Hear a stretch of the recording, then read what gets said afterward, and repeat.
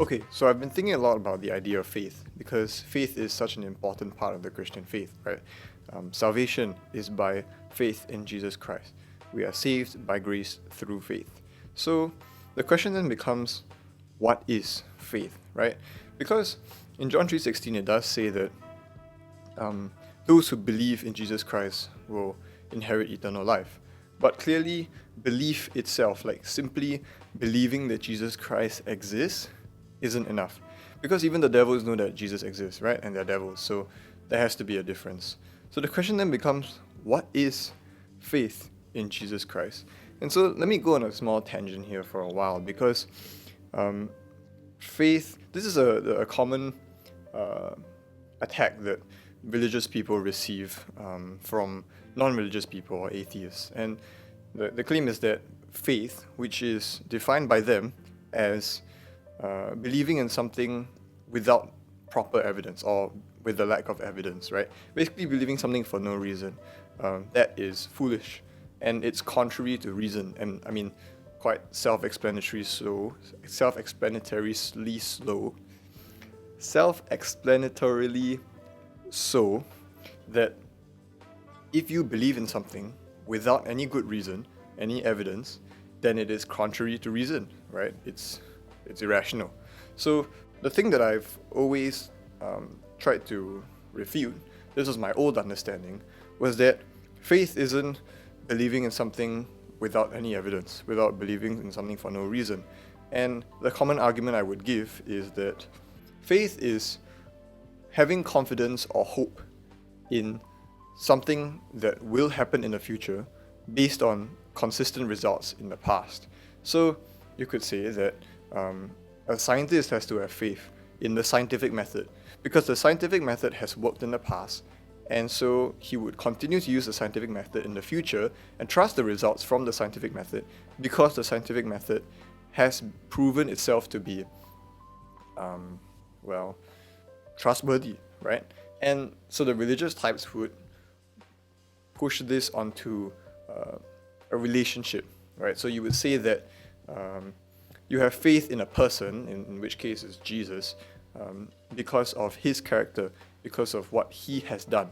So God has proven himself, I mean, if you believe the Bible is true, God has proven himself time and again to be faithful and to watch over his people, the Israelites.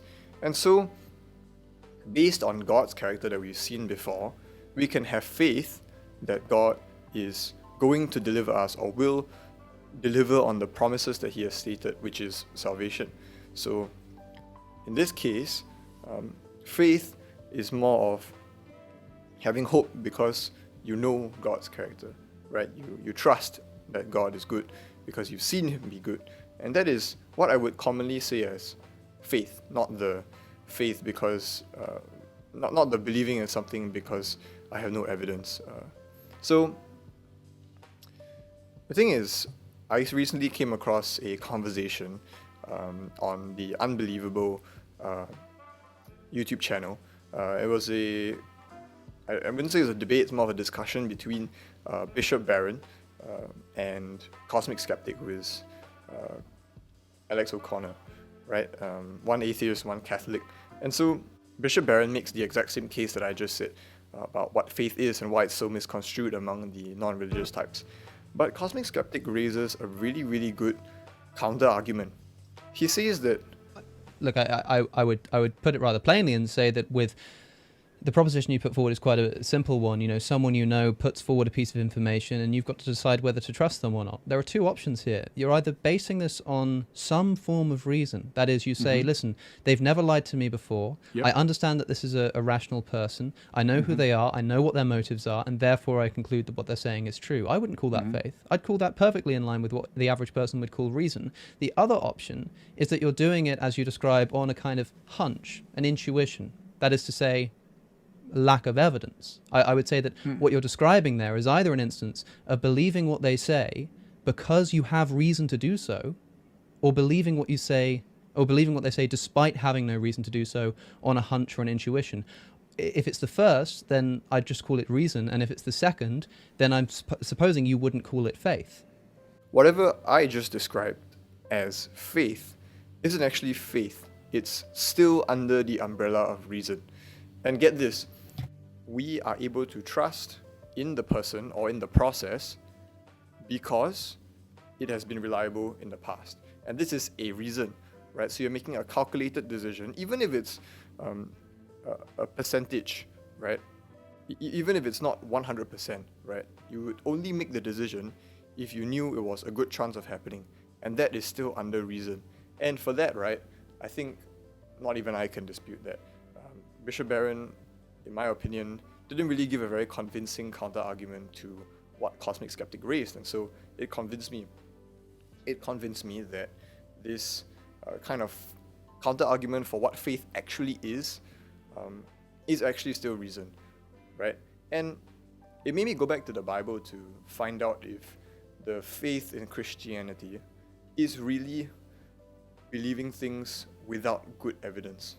So I went to Hebrews 11, and Hebrews 11 is a chapter that is full of examples of people in the Bible, in the New Testament, the Old Testament, I think mainly in the Old Testament, having faith. And the author of Hebrews writes about how these people had faith and what happened to them.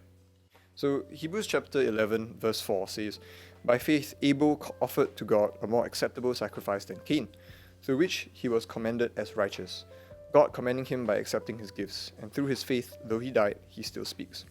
And without faith it is impossible to please him, for whoever would draw near to God must believe he exists and that he rewards those who seek him." So you have to believe first in order to draw near to God, right? By faith, Abraham obeyed when he was called to go out to a place that he was to receive as an inheritance. And he went out not knowing where he was going. By faith, he went to live in the land of promise as in a foreign land, living in tents with Isaac and Jacob, heirs with him of the same promise. For he was looking forward to the city that he has foundations, whose designer and builder is God. So it seems like in all of these instances, they didn't obey because, well, they had sufficient reason or evidence to do so. They simply obeyed because he was God, right? They didn't have people in the Old Testament didn't have the Old Testament to look at. And so the people of great faith really did believe without questioning, without any evidence, right? And they just went with it. So I have now changed my perspective on what faith is. Faith really is going head first and making the decision before you see the outcome, before you could possibly know the outcome, right?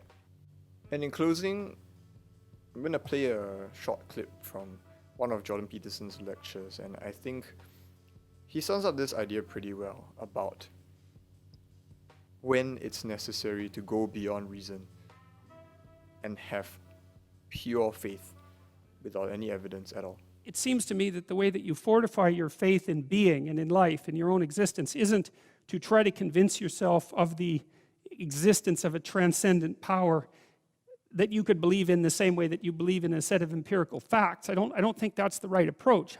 I think it's a weak approach, actually. I don't think that the cognitive technology, I don't think that's the right cognitive technology for that set of problems. You know, that's more a technology that you'd use if you were trying to solve a scientific problem. It's more something that needs to be embedded in action rather than in stateable belief. And the way that you fortify your faith in life is to assume the best, something like that, and then to act courageously in relationship to that. And that's tantamount to expressing your faith in the highest possible good. It's tantamount to expressing your faith in God. And it's not a matter of stating, well, I believe in the existence of a transcendent deity, because in some sense, who cares what you believe? I mean, you might and all that, but that's not the issue. That's not the issue. The issue, it seems to me, is how you act. And life is suffering. Right. Indisputable. What do you do about that? You voluntarily accept it and then strive to overcome the suffering that's a consequence of that. And you do that for you, and you do that in a way that makes it better for other people. And then that works. And one question might be, well, how well does it work? And the answer is, the only way that you can find out is by trying it. That's it. That's the existential element of it. The proof is to be derived by the incarnation of the attitude in your own life. No one can tell you how it will work for you. It's the thing that your destiny is to discover that. And you have to make the decisions to begin with. It's like, because you can't do this without commitment. You have to commit to it first. That's the act of faith that Kierkegaard was so insistent upon. You have to say, I'm going to act as if being is good. I'm going to act as if truth is the pathway to enlightenment.